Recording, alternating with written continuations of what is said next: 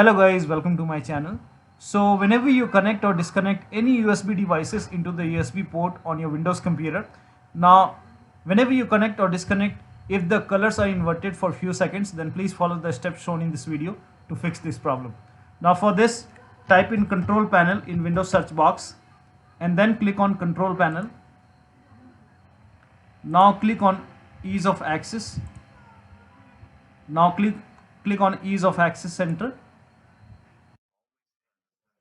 Now scroll down under explore all settings. Here you can see the option which says use text or visual alternatives for sound. Click on it, and if this option is checked which says turn on visual notification for sounds, uncheck this box, and here you can see the option which says choose visual warning. Now for this you go ahead and put a check on none. Now on the bottom click on apply and then click on OK. Now next time whenever you disconnect or connect anything to the USB port, the color should not be inverted. So that'll be all. Thank you so much for your time, and please like this video and subscribe to my channel.